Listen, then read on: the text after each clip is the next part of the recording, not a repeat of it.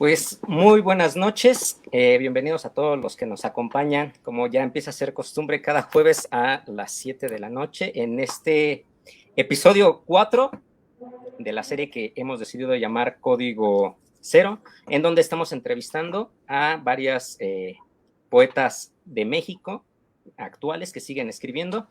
Entonces, en esta ocasión estamos muy felices porque nos acompaña Cristina Guillermo, a quien, estimamos mucho, nos gusta su libro publicado recientemente y como ya se habrán dado cuenta, antes de empezar propiamente la entrevista, voy a presentar un poco a nuestra escritora para aquellos que no han tenido el placer de leerla.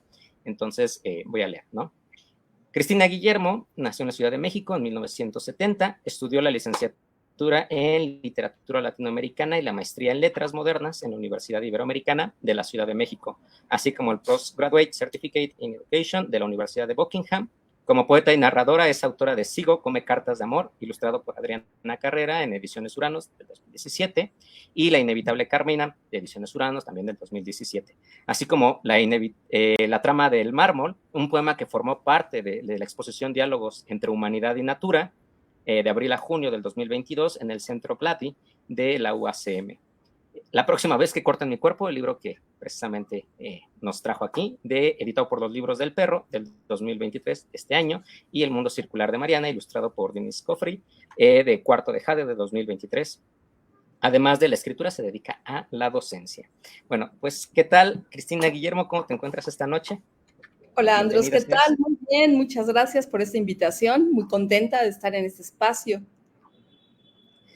Pues yo creo que, dicho las presentaciones genéricas un poquito, ahora sí, con el placer de tenerte aquí, me gustaría más o menos ir empezando y guiando la conversación porque, como vieron en la descripción de nuestra querida escritora que nos acompaña hoy, la experiencia de la escritura y la docencia van de la mano con ella. Era justo lo que íbamos hablando un poquito antes de empezar la charla. Entonces quisiera empezar con un poco ese tema, ¿no? Porque a mí me interesa muchísimo. Yo también trato de compaginar algo de la escritura con la docencia. Y bueno, pues, ¿cómo es ese camino para ti, no? ¿Cómo ha sido para ti? ¿Cuánta experiencia tienes? ¿Cuánto tiempo llevas en esto? ¿Cómo se logra, por ejemplo, si hay alguna relación entre la escritura y la promoción de la lectura, si es más fácil o no, qué retos has encontrado? Yo creo que es un tema bastante interesante, entonces, por favor, a ver si nos puedes contar un poco sobre esto. Claro que sí, Andros. Pues les cuento, yo comencé a dar clases ya hace muchísimos años, en 1993. Sí, creo que entré a dar clases, fue mi primera experiencia docente. Entré a una escuela particular a trabajar con alumnos de secundaria y preparatoria, a darles clases de español y el taller de lectura y redacción. Tenían el sistema CCH en esta escuela y bueno, pues me atrapó la docencia, ¿no? Encontré en la docencia una profesión muy noble y que, como bien dices, empata con la actividad de escritura, ¿no? Y obviamente con la lectura. ¿En qué sentido se me hizo una actividad muy noble? En principio, porque podía yo compartir con otras personas mis pasiones literarias, ¿no? Todo lo que me gustaba leer, lo compartía a pesar de existir programas y lecturas oficiales, etcétera, etcétera. Tenía yo esta libertad de incursionar autores, no era un programa restringido que me limitara en la selección de autores y de obras. Entonces, pues yo podía compartir con mis alumnos mis gustos literarios. Y en principio eso se me hizo una cosa muy, muy hermosa, porque la lectura es una actividad, pues sí, en primera instancia es una actividad individual, ¿no? Y se puede quedar ahí también. Sin embargo, la lectura ya en colectivo te da muchísimas cosas, porque entonces observas una misma obra desde diferentes ángulos, ¿no? La lectura de una persona puede abrir tu propia lectura. Y por eso me quedé, ¿no? También me quedé me daba la oportunidad nada más trabajaba en las mañanas, me daba la oportunidad de las tardes dedicarlas a mis lecturas personales, no del trabajo, que por supuesto yo las cruzaba, y también al trabajo de la escritura. Entonces, bueno, y entre otras cosas, ¿no? Pero básicamente la libertad que yo obtuve en cuanto a mi tiempo para poder dedicarme a la escritura y el compartir la lectura con, en este caso, chicos, adolescentes, ¿no? De 12, los más chiquitos, de primera secundaria, 13 años, hasta los de prepa, 18, 19, ¿no? Y bueno, la promoción de la lectura, lo que me preguntas, sí he visto un cambio a lo largo de los años. Para mí era más fácil la promoción de la lectura antes que actualmente. En la actualidad lo siento como un reto muy fuerte. ¿Por qué? Porque estamos luchando contra muchísimas cosas, ¿no? Empezando por las nuevas tecnologías, que tiene también su maravilla, todas las nuevas tecnologías y las redes sociales y todo esto aportan otra cosa a la creatividad y al conocimiento, pero sí creo que la lectura ha ido en detrimento por este bombardeo mediático que tenemos actualmente, ¿no? Sin embargo, la educación es un espacio para promover la lectura desde diferentes ángulos. Sí, justo lo preguntaba porque noto cada vez es más difícil que los alumnos al menos se interesen o lo intenten, ¿no? Como que los estímulos más veloces, ¿no? 20 segundos y si no ya se distraen, ya no quieren saber nada. Y justo lo traigo a colación porque en tu sitio web, para quienes no sepan, la escritora tiene un sitio web, hay un artículo muy interesante sobre la lectura, ¿no? Que escribiste, bueno, entre ensayo, personal, todo eso.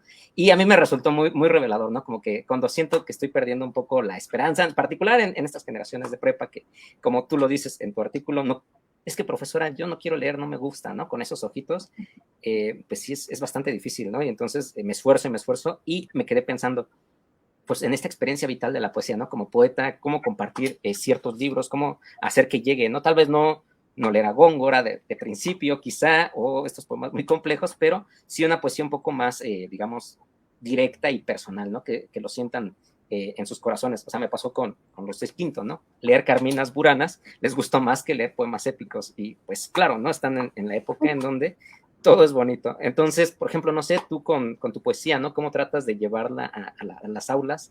O si te ha servido, o si dices, no, tengo un poco de vergüenza de que sepan que escribo poemas, entonces son situaciones apartes. Eso me gustaría saber un poco, ¿no? ¿Cómo lo manejas en el aula, tu faceta de escritora?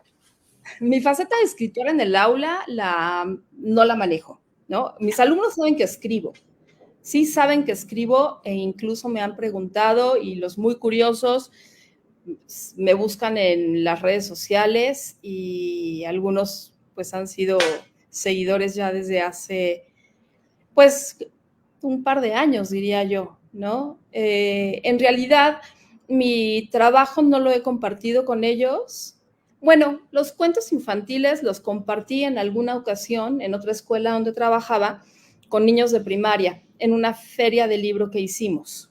Y sí, eran niños de primaria, sí, porque en esa escuela ya sexto de primaria formaba parte de la secundaria, pero fueron los grados más altos con los que compartí uno de mis textos, varios de mis textos para niños. Ahí sí, expresamente, pero fue con la finalidad de la feria del libro del colegio, ¿no? Ya en el día a día dando clases, mi trabajo no lo comparto con ellos, pero sí comparto mi gusto por la poesía. Y pues sí, la manera en que lo comparto es leyendo en voz alta. Me gusta mucho leer en voz alta. Entonces, cuando vamos a leer algo, les pregunto si ellos quieren leer. Generalmente no quieren leer ellos. Entonces, yo tomo el micrófono y me pongo a leer y los invito a esa lectura. Y he tenido, afortunadamente, buenos resultados con algunos alumnos, no con todos, ¿no? Y también se respeta que no todos los alumnos están hechos para para leer literatura. Entonces, a esos alumnos que buscan otro tipo de lecturas, los guío dependiendo de sus intereses, ¿no? No me cierro únicamente a la literatura, ¿no? Por ejemplo, si les interesa algún cantante, pues alguna biografía o autobiografía o algún libro de viajes, etcétera, ¿no? Con mis alumnos en alguna ocasión, bueno, durante 5 años trabajé en la universidad, en licenciatura, para la carrera de Relaciones Internacionales.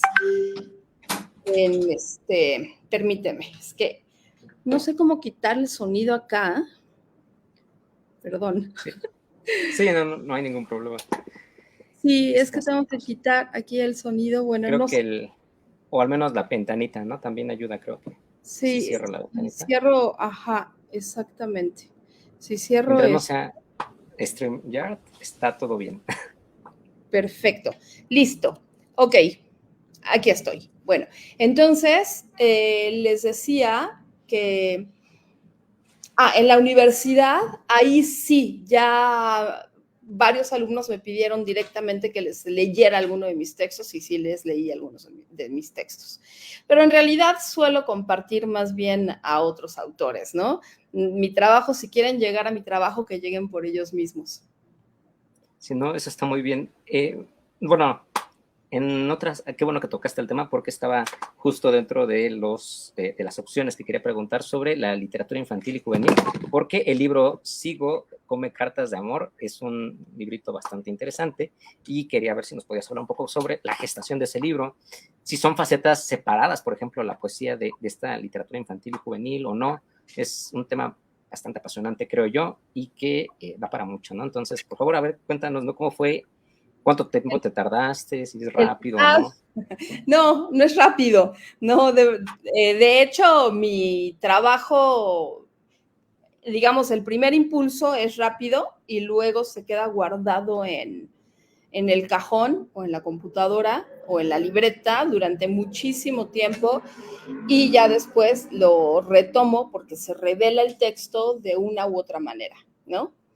Sigo come cartas de amor, fue un libro que escribí para mi perro, literal, Sigo era mi perro, un perro labrador que yo tenía y que, no sé, de repente me llegó la imagen, no recuerdo cómo, que estaba masticando él un papel y entonces se me ocurrió la historia, ¿no? Entonces le empecé a escribir y ¿cuánto tiempo tardé en escribirlo? No sé. Pero ¿cuánto tiempo tardó el libro en publicarse? Ahí sí te puedo decir. Este libro yo lo escribí aproximadamente en el 2003, 2004. ¿No? Me acuerdo porque mi hija, tengo una hija de 21 años, estaba chiquita, tenía 2 añitos o 3 años cuando yo escribí este cuento y se publicó hasta el 2017, o sea, ya bastante tiempo después.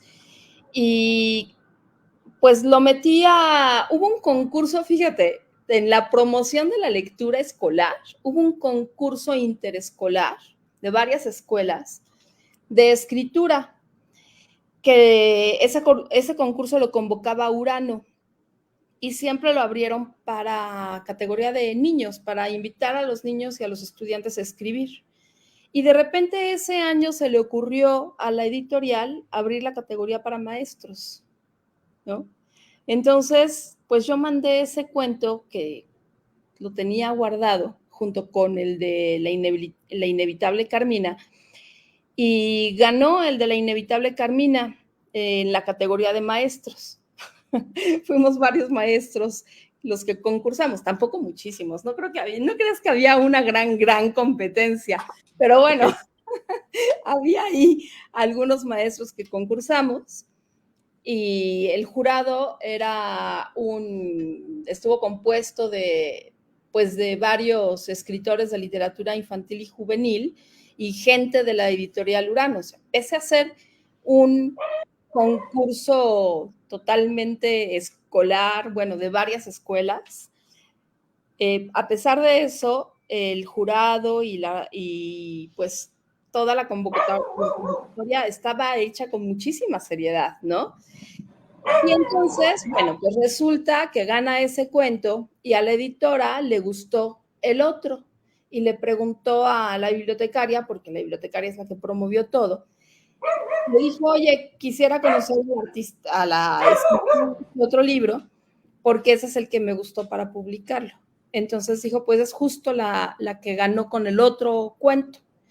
Entonces, bueno, así se dio, fue como pues una moneda al aire, la verdad, sin ninguna intención de nada.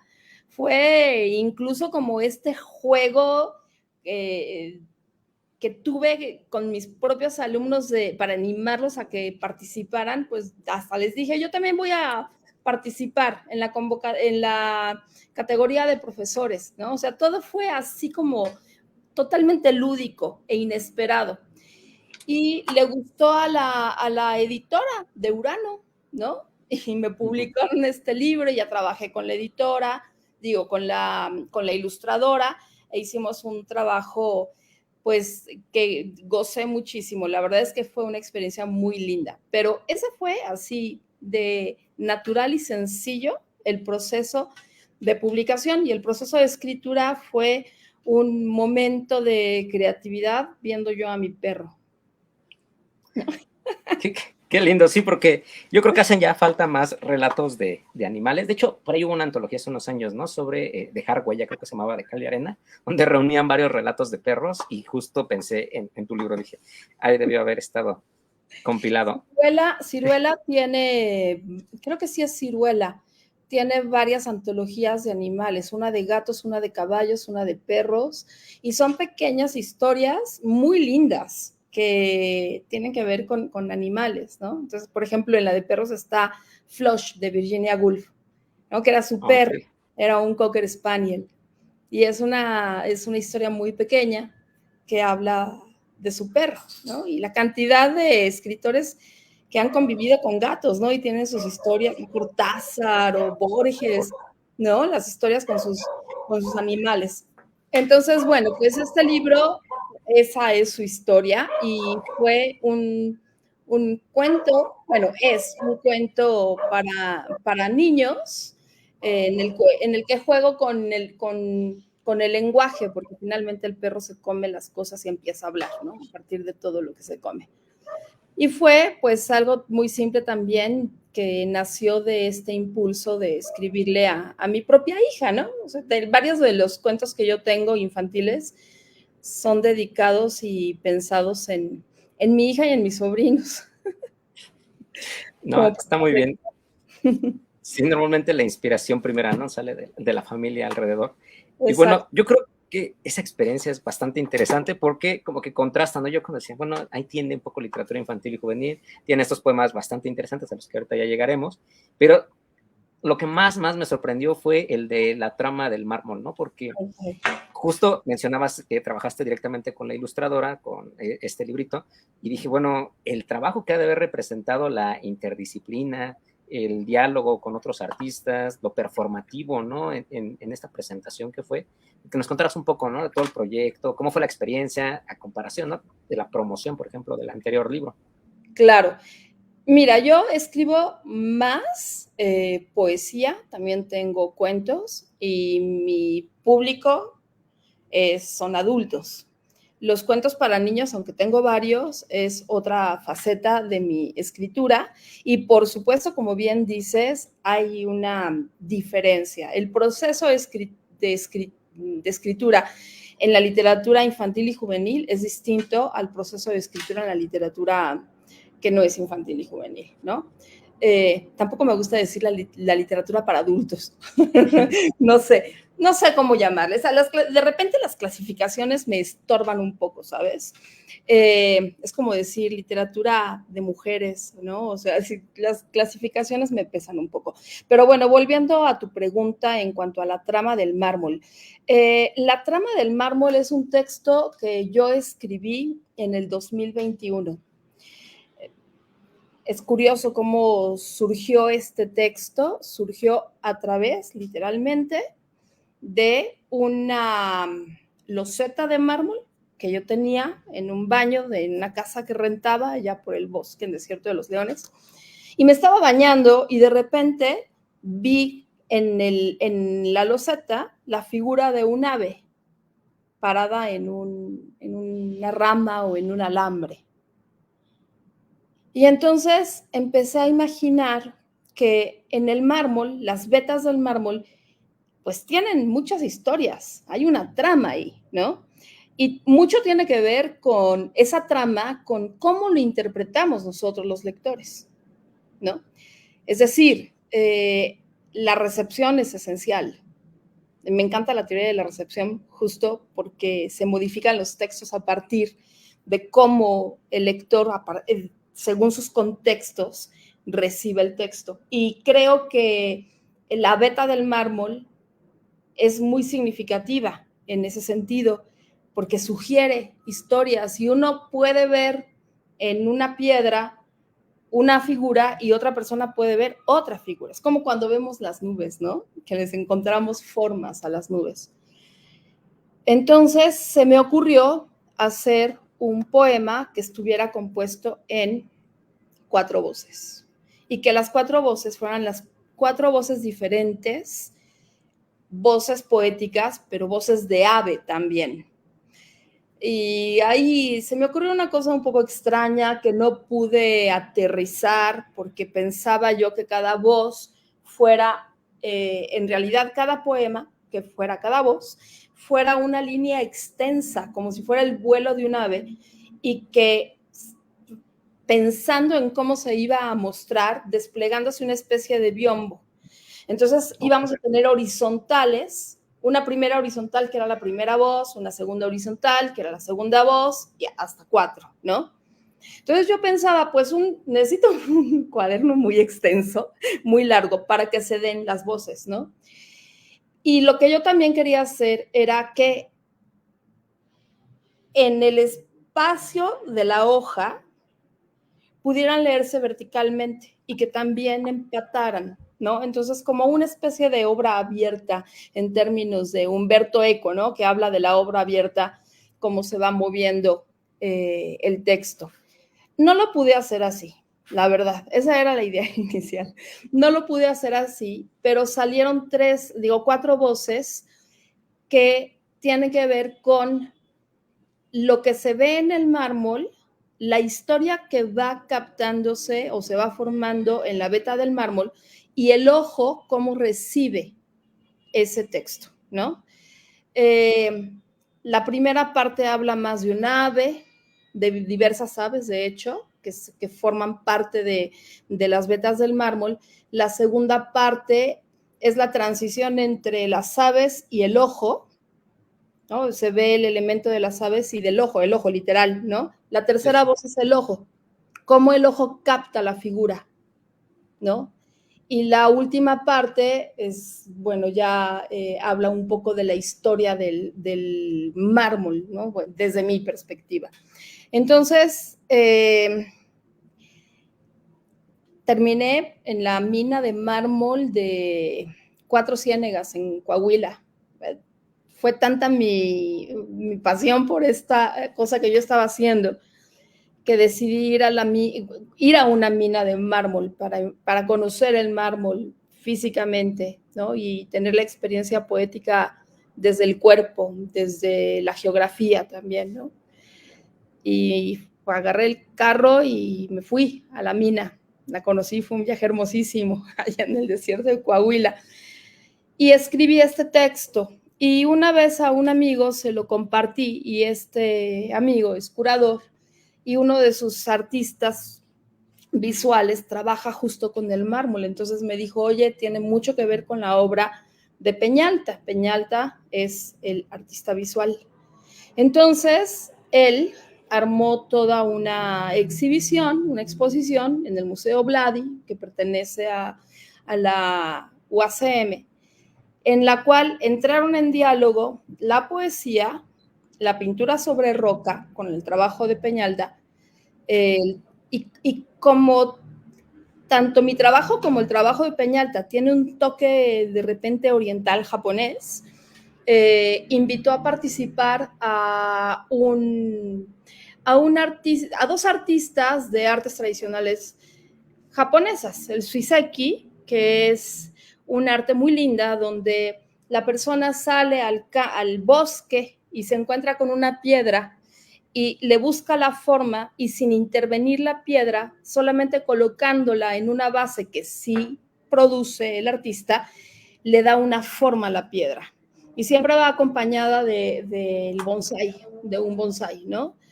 Y también invitó a un artista de la escritura japonesa, ¿no? Que ahorita se me fue el nombre, qué horror. Pero bueno, hace trabajo con tinta china. Entonces, bueno, hicimos una exhibición que estuvo un mes en el Centro Vladi, donde dialogaron las 4 artes, ¿no? Y fue una experiencia muy linda en cuanto a cómo las artes se empatan y dialogan. Sin embargo, yo ya me separé de ese proyecto porque para mí es importante que mi libro vaya de manera individual, ¿no? Sí me interesa el trabajo interdisciplinario, pero creo que también en este caso, al menos este libro, su camino es individual, ¿no? Entonces, bueno, pues ahí la publicación es uno de los objetivos para este texto. Sí, bueno, la experiencia como tal de la exposición a mí me parecía muy bonita, muy hermosa, ¿no? Porque había leído fragmentos del poema y luego hasta que lo vi ahí en el sitio, pues me parecía bastante interesante, ¿no? Porque la cita como emblemática del video, ¿no? De presentación es el de, ¿cómo era? El de la roca, desde sus cimientos la roca escribe su historia, ¿no? O sea, esa cita me parecía bastante hermosa porque, bueno, no sé, este año me parece que había una especie de gusto por las escrituras minerales, hasta por ahí recuerdo que hubo un evento que organizó Limbal, ¿no? De escritura mineral, estaba ahí Gabriela Damián Mirabete, que también tiene sus relatos, ¿no? Más relatos recientes tienen esa temática, por ahí también un poco de interés de Cristina Rivera Garza, entonces como que todo iba en línea, ¿no? Decía, justo sí, quedaba dentro de la panorámica en la trama del mármol, pero también en la primera parte, que es la que tienes ahí un poco como para acceso en el público, es el de el ave, que de hecho me encanta porque yo veía en esa primera parte, además de lo que mencionas de la historia del ave, un poco de la geometría, ¿no? O sea, yo creo que todos los elementos, las líneas, los trazos, lo perpendicular, o sea, todos esos términos a mí me encantaban, ¿no? Me volaba la imaginación ir pensando como un país de la geometría, toda esta descripción que hay en la trama. Hay una cita hermosísima, ¿no? Donde dices que bajo el sol yuxtapone el vuelo de 2 gorriones, ¿no? O sea, esa imagen es muy, muy hermosa, ¿no? También habla desde las perspectivas, como si lo viéramos desde arriba, ¿no? La sombra, eso justo, ¿no? Lo que mencionas. Entonces, bueno, no sé si sí lo habías pensado así, o fue bastante intuitivo el ir manejando la geometría. A mí me parece increíble. Mira, sí fue intuitivo por un lado, pero la segunda voz era la que iba a tener la voz geométrica, por decirlo de alguna manera, ¿no? Entonces yo lo que quería era que la segunda voz hablara de puros elementos geométricos y espaciales. Pero te digo que no me salió como yo quería ese texto. Quizás algún día tenga la oportunidad de retomarlo y modificarlo, ¿no? Antes de entrar justo a esta charla, te ponía como ejemplo a Gloria Hervitz, ¿no? Que con Migraciones hace un trabajo a lo largo de su vida, y uno piensa que la obra está lista cuando ya se publicó y tan, ¿no? Pero no, o sea, la maravilla del arte es que está en este continuo movimiento y tomando esa idea, ¿no? Ese ejemplo, claro, o sea, para nada me quiero comparar con Gloria Hervitz, pero tomando ese ejemplo y esa reflexión sobre la obra una obra a lo largo de la vida del autor, yo tengo un interés en que la trama del mármol continúe y, ¿por qué no?, logre esa idea inicial que se me ha hecho muy compleja, pero que la tengo en la cabeza, no la descarto en ningún momento, ¿no? Y bueno, justo sí se combina lo intuitivo, pero también ya hay una planeación de lo que quiero hacer. Y esa segunda voz era la que iba a hablar de los aspectos geométricos y espaciales, ¿no? Ok, sí, eso me parece bastante interesante porque ya lo habías mencionado, ¿no? Y yo lo estaba siempre relacionando con que el ojo de alguna forma también tiene que ver todos estos elementos de la geometría, pero también la interpretación, ¿no? Que tú decías que vamos llenando formas, lo gestáltico, ¿no? Por así decirlo, un poco más técnico, porque sí llenamos las formas y yo creo que es también un proceso básico de creación de poesía, ¿no? Los huecos que vemos en las circunstancias, no solamente de figuras y patrones, ahí normalmente empieza a surgir la poesía. Pero también estoy pensando un poco en lo que mencionas, ¿no? Otro libro desde el 2004 al 2017. Si quisieras compartirnos un poco cómo es tu proceso de escritura, si crees que es un poco rápido, veloz. O sea, lo pienso porque el año pasado estuvimos en la cátedra Carlos Fuentes hablando con varios autores y algunos de repente eran muy prolijos, ¿no? Cada año un nuevo libro y bastante interesantes. Y habían autores que decían, no, denme mi tiempo, yo me tardo con mis libros, ¿no? Y me cuesta mucho soltarlos. Pilar Quintana mencionaba eso, ¿no? Que son de larga gestación, ¿no? Entonces, ¿tú cómo definirías un poco tus libros? Mi trabajo es de larga gestación, ¿no? Por ejemplo, La próxima vez que corten mi cuerpo es un texto que yo escribí en el 2008 y que se publicó en el 2021, ¿no? El otro libro que es para niños que tengo con el artista portugués, Dinis Conefri, El mundo circular de Marina, ese es un libro que escribí en el 2003, 2004, por ahí, es más o menos el mismo tiempo que sigo Come Cartas de Amor, y se publicó también a inicios de este año, en Portugal, ni siquiera se publicó en México. Digo, no, qué bueno, ¿no? Pero me hubiera encantado que se publicara en México. Se publicó allá. Entonces, mis procesos son extensos. Yo sé que una cosa es la escritura y otra cosa es la publicación. Sin embargo, para llegar a la publicación, todavía el libro pasa por un proceso creativo muy interesante, ¿no? ¿Por qué? Porque primero es lo que tú haces, se queda, yo los dejo guardados y ya cuando me animo a sacarlo, de repente se me revela el texto, lo termino y empiezo con el trabajo de edición, ¿no? Una edición propia. Y ya después lo comparto. Entonces, sí, esos textos han sido ejemplo de un proceso largo donde el texto tiene, digamos, un momento inicial rápido que parte de lo intuitivo, es como la sorpresa, hay un desborde en la escritura y de repente el texto se detiene. Y en esa pausa puedo tardar muchos años. Por ejemplo, ahorita estoy con un texto estoy rescatando un texto que empecé a escribir en el 2014 y empezó como una novela y después me atoré y entonces decidí que iban a ser cuentos y la fragmenté y no funcionó. Y apenas este año, bueno, ni siquiera este año, bueno, sí este año, pero no desde el principio, en agosto saqué el texto y lo he estado trabajando para regresarlo a su forma original desde otra mirada, pero ya tiene 9 años, casi 10 años ese texto. Entonces, soy lenta para escribir. Digamos que mi primer impulso es rápido y puedo sentirme como bastante prolija, pero en realidad no, soy muy lenta para que el texto ya esté, tardo.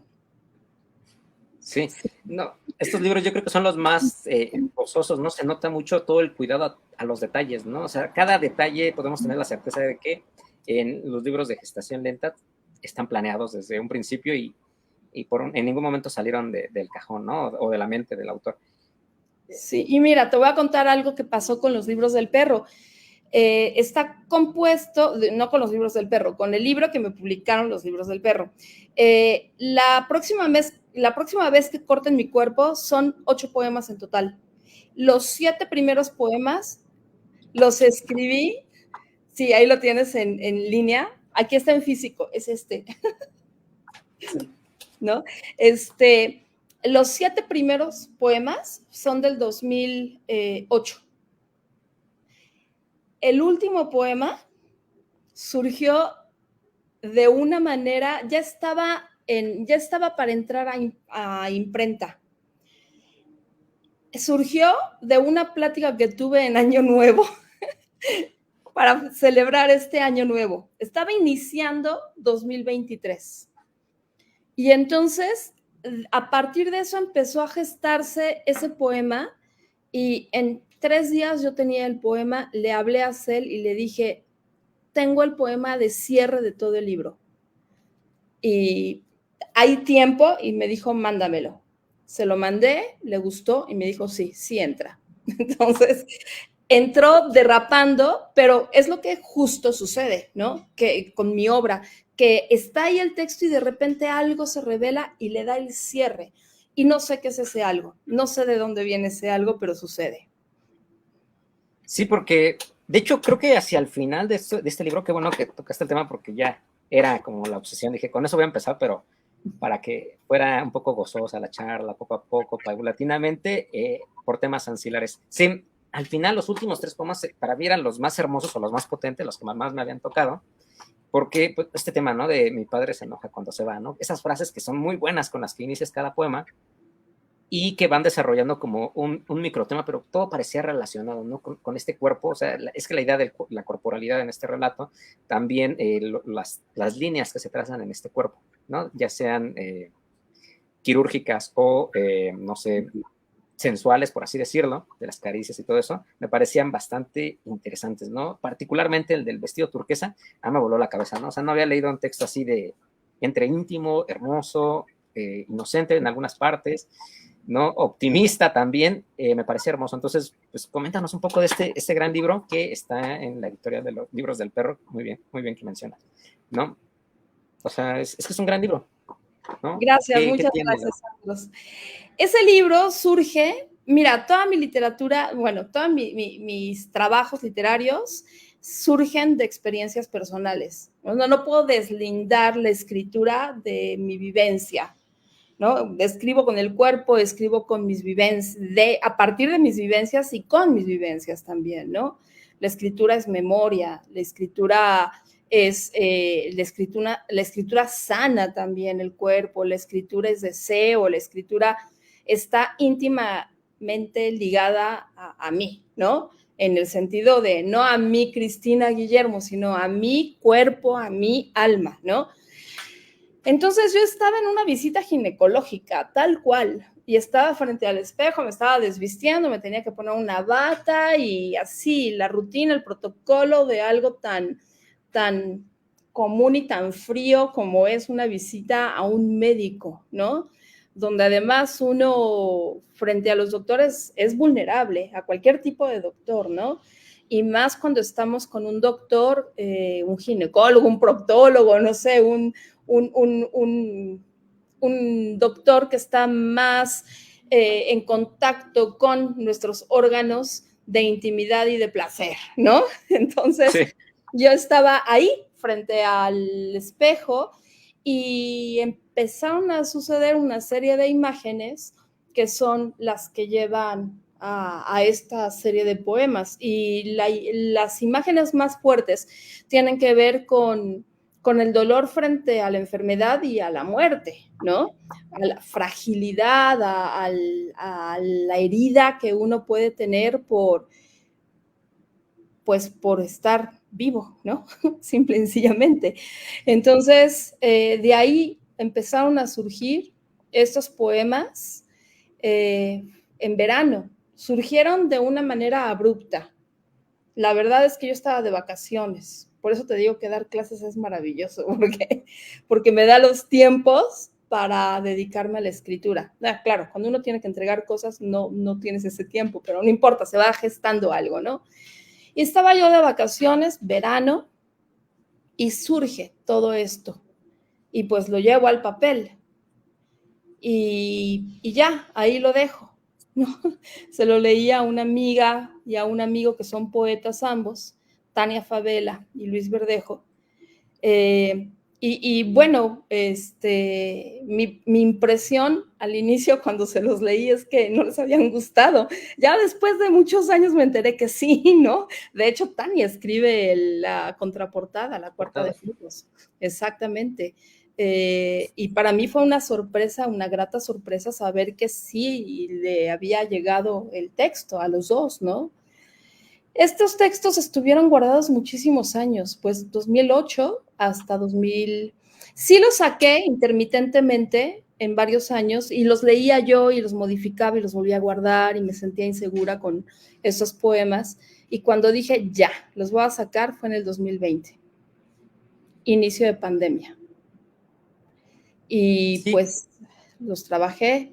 Y un amigo, perdón que te interrumpa, un amigo que es novelista, Leonardo Teja, le comenté, los vio y me dijo, sé qué editorial se va a interesar en esto, ¿no? Y sí, efectivamente le interesaron a Cel Cabrera, la editora de Los Libros del Perro, ¿no? Que es una editorial que recibe, abraza, tiene esta cercanía con el escritor en un sentido muy sensible, ¿sabes? Y sí, es bueno, que esa es la belleza de los editoriales pequeños, ¿no? Claro, sigue. claro, y ha sido una experiencia muy linda con los libros del perro y con su editora, Cel Cabrera, y con Joel, que es quien hace el diseño. Él hizo el diseño de la portada y de verdad me he sentido acogida, abrazada por este editorial, donde hay un interés genuino por la escritura, por la palabra, ¿no? Sí, Sí, bueno, no sé, aparte de, quiero retomar el tema de la editorial, pero antes que se me olvide, un poco sobre otra vez el libro, ¿no?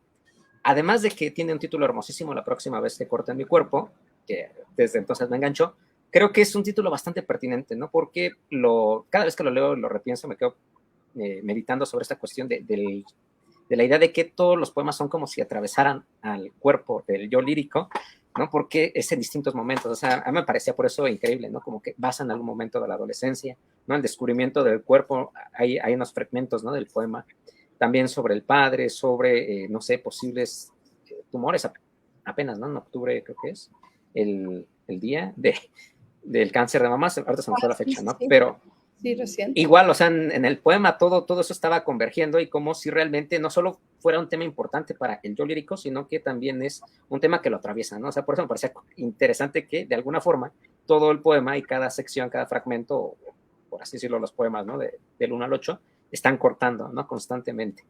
No solamente en secciones visuales del libro, sino también a nivel emotivo, ¿no? A nivel del estado anímico. Sí, sí, bueno, el título es un verso de Uh uno -huh. de los poemas, ¿no? La próxima vez que corten mi cuerpo, voy a pedir una abdominoplastía, ¿no? Ahí entra, pues, la broma, ¿no? Porque frente al dolor de ser invadido por una enfermedad y luego de ser invadido por una cirugía para detener la enfermedad y todo esto, qué es lo que nos queda, ¿no? En ese sentido, yo opto por la ironía y opto por el sarcasmo, ¿no? Eh, y sí, como bien dices, es un corte tanto físico, pero es un corte en varios sentidos, ¿no? Eh, un corte en la experiencia humana, en las iniciaciones, ¿no? Ese corte entre la infancia y la adolescencia, ese despertar, ese dejar ese mundo idílico y hermoso y seguro que puede ser la infancia, no siempre, ¿eh? No siempre, porque hay infancias que no han tenido esa parte, ¿no? O el corte o la ruptura cuando uno deja la casa paterna y materna, o cuando uno entra en una relación como más formal, el matrimonio y todo ese tipo de cosas, ¿no? El mismo corte y ruptura que implica la belleza de tener un hijo, ¿no? O sea, es terrible, es un corte en el cuerpo, literal, pero también en el ser. O sea, el ser se ve interrumpido por otro ser. Entonces, es esta ambivalencia de vida y muerte, de belleza y también miedo y terror frente a eso que te rompe, ¿no? Que te cinde, que te corta. Entonces, bueno, yo así lo veo. Claro. Sí, yo creo que sí lo logras transmitir, ¿no? Bueno, comentario del lector porque me pareció bastante interesante. Cada vez me implica más leer ese poemario, ¿no? Gracias. Asimismo, bueno, aprovechando que mencionaste un poco la experiencia sobre los libros independientes, ¿no? He tenido bastantes debates a lo largo de este año sobre las editoriales independientes. Hemos tenido más aproximaciones con varias de ellas, aprovechando también para mencionar, ¿no?, que se va a celebrar la otra feria el 9 de diciembre. Ajá. Se me olvidó el lugar, pero bueno, lo que era como la piñata independiente. Me parece que este tipo de editoriales realmente no solo se dedican a editar los libros, a tener este acompañamiento, sino que en realidad están comprometidos con una línea editorial, con una visión, ¿no? Con qué estar creando el canon, el corpus de los libros que les interesan.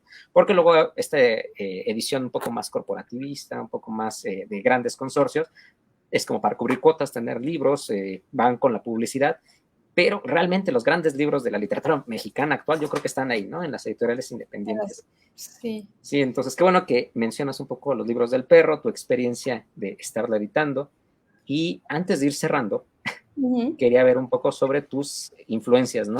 Siempre me interesas un poco de los autores que leen, que están leyendo ahorita o que usualmente los influye para escribir. Sí. ¡Wow! ¡Qué pregunta!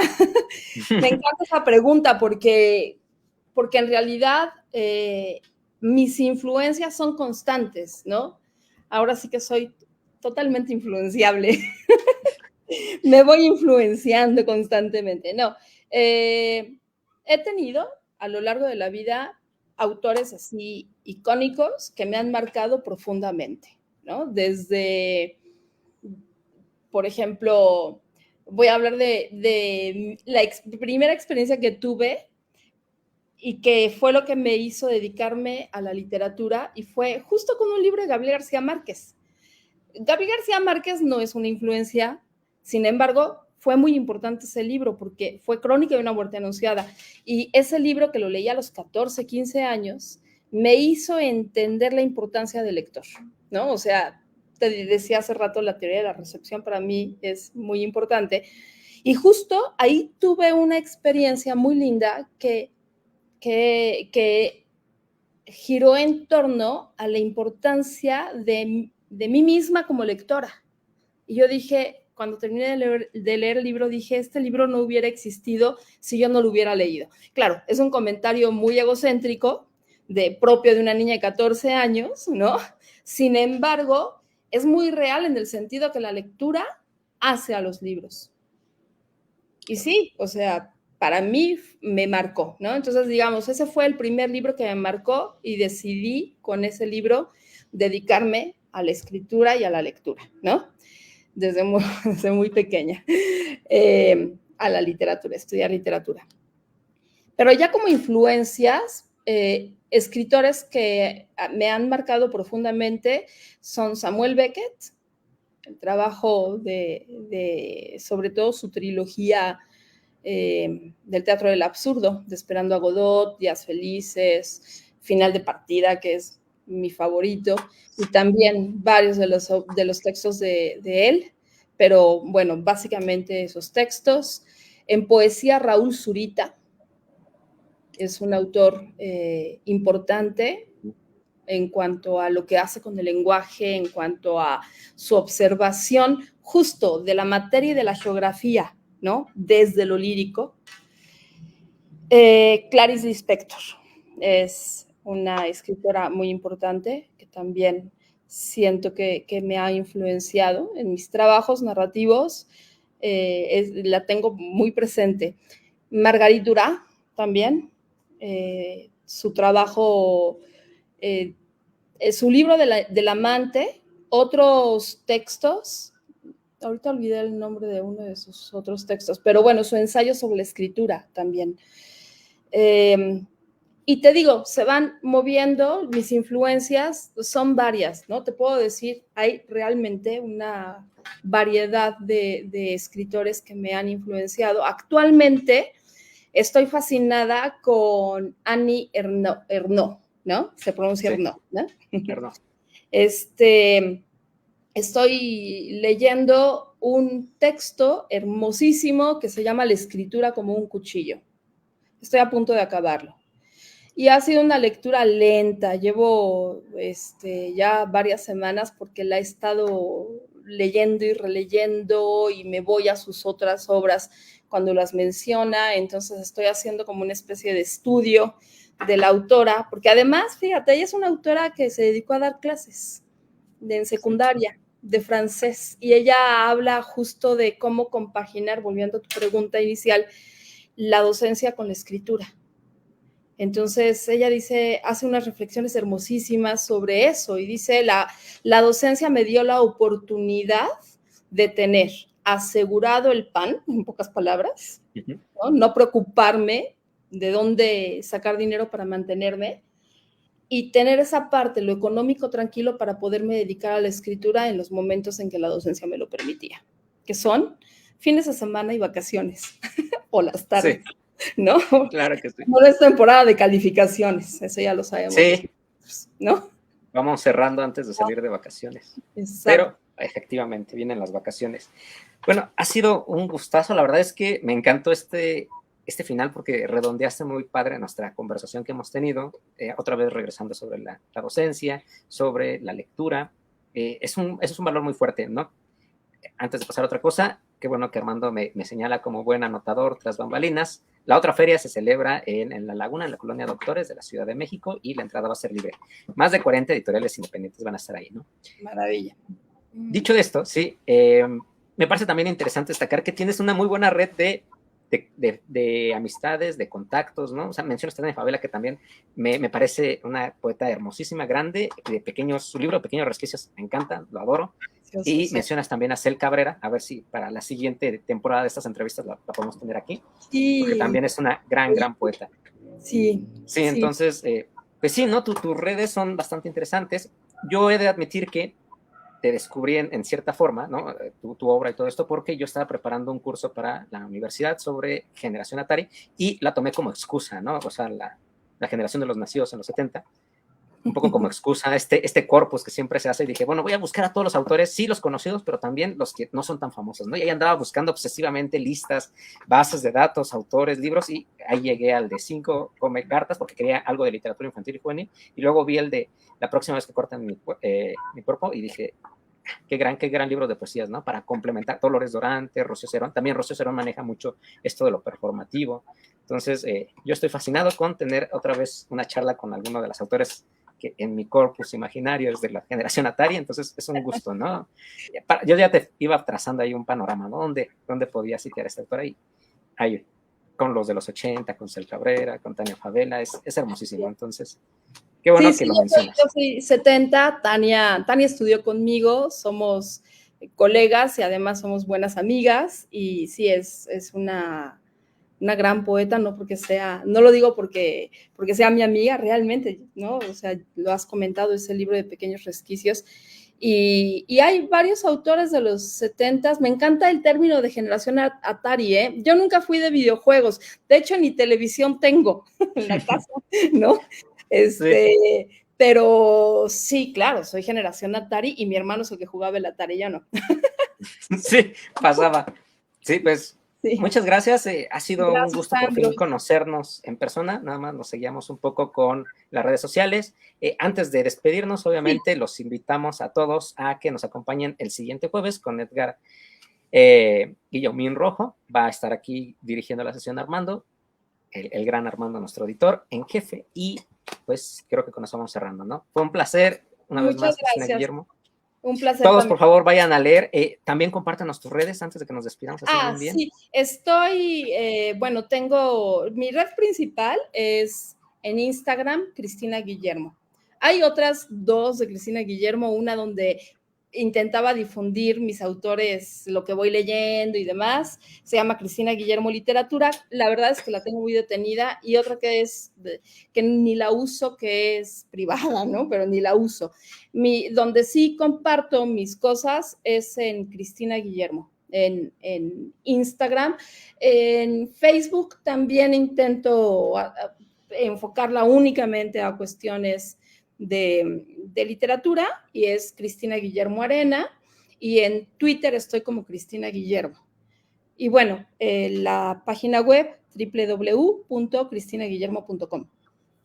Sí, pues muchas gracias. Todos vayan a leer La próxima vez que cortan mi cuerpo. Es un libro que recomiendo, si no, aunque sea en la versión digital. Hay varios puntos de encuentro de esta bonita editorial. Y bueno, pues, también revisar, ¿no?, la editorial, que es bastante buena. Gracias a todos los que nos acompañaron. Nos vamos despidiendo ahora sí. Aplaudimos como nos enseñaron la pandemia. Y que tengan una linda noche todos. Y también tú, Cristina, Guillermo, ¿no? Muchas luego, gracias. Ahora sí. Adiós, que les vaya bien. Gracias.